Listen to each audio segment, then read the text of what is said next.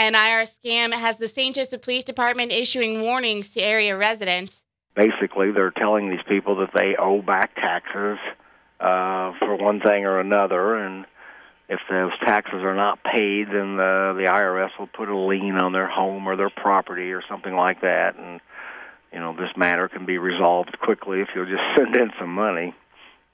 St. Joseph Crime Prevention Officer Sergeant Greg Gilpin says the department has received several calls from area citizens who have been contacted by the scammers. You just have no idea where these calls are coming from. I mean, it could be right here in town, or it could be clear across the country or some other part of the world. That's just the way it works, and you just have to be very leery and just don't even deal with them. Just hang up.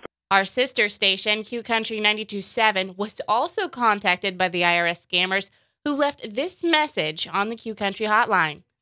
I need you, or your retained attorney of record, to return the call. The issue at hand is extremely time-sensitive. I am Officer Julie Smith from Internal Revenue Service. Don't disregard this message, and do return the call before we take any action against you. Goodbye and take care. A phone number to call back was also included. We tried to call back from a different number, and our phone call went straight to voicemail. Voicemail box of this account is full. Please try leaving a message later. Your message has been saved. You may hang up now. Our third attempt to return the call was made from the Q Country studio and left us with just a busy signal.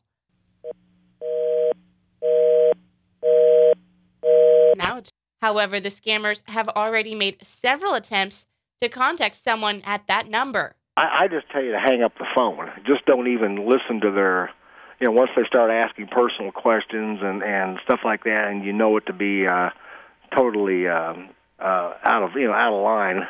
Just hang up the phone and don't even talk to them.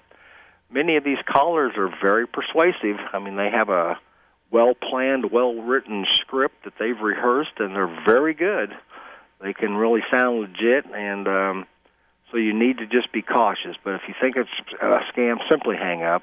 Just don't even deal with them. How do you know that is a scam and that it's not something that's actual? Well, they're not going to operate that way. If you've got some legal problems with the IRS or probably any other government agency, you're going to be getting a notification, probably through registered mail, or if it's serious enough, somebody's probably going to be coming to your home. But they're not just going to call you on the phone and randomly tell you that you owe money. Gilpin says scams like this usually take place around tax season.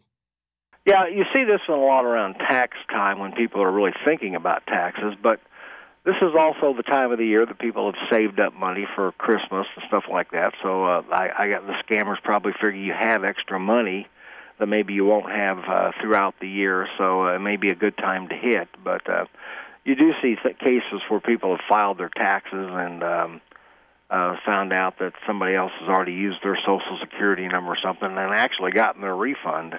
And that's not just here. That happens everywhere with some of the hacking that's going on. So far, Gilpin says he's not received any reports of people actually falling for the scam, just reports of people being hit up by the robocalls trying to collect. And as far as the IRS scam goes, calling Q Country, even if the scammers head